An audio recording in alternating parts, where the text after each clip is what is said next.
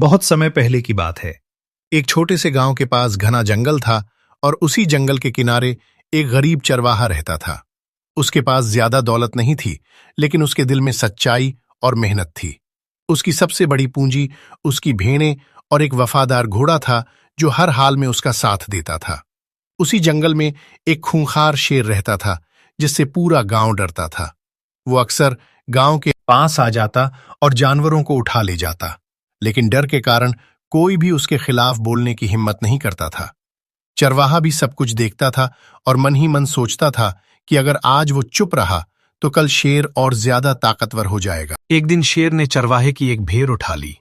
चरवाहा बहुत दुखी हुआ, लेकिन उसने डर के कारण शोर नहीं मचाया। उसे लगा शायद शेर अब रुक जाएगा, मगर ऐसा नहीं हुआ।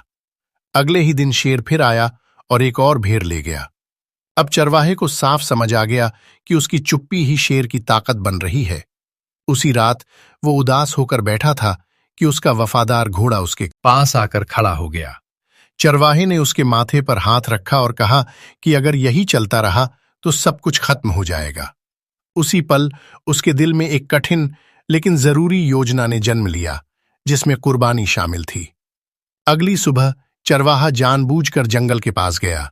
शेर ने उसे देखा और जोर से दहाड़ा। तभी चरवाहे ने अपने घोड़े को आगे बढ़ाया। घोड़ा पूरी ताकत से दौड़ा और शेर को अपनी ओर खींच लिया। लालच में आकर शेर घोड़े के पीछे दौड़ पड़ा।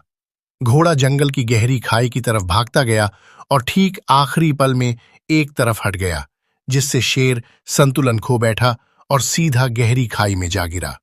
शेर तो खत्म हो गया, लेकिन घोड़ा बुरी तरह जख्मी हो गया और जमीन पर गिर पड़ा। चरवाहा दौड़कर उसके पास पहुंचा। उसकी आंखों से आंसू बह रहे थे।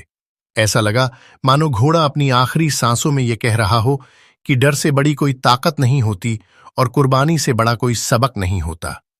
थोड़ी देर बाद घोड़ा वहीं शहीद हो गया। शेर के खत्म होते ही जंगल और गांव दोनों सुरक्षित हो गए। अब डर की जगह सुकून था। गांव वालों को भी एहसास हुआ। वीडियो देखने के लिए हमारे चैनल को सब्सक्राइब जरूर करें।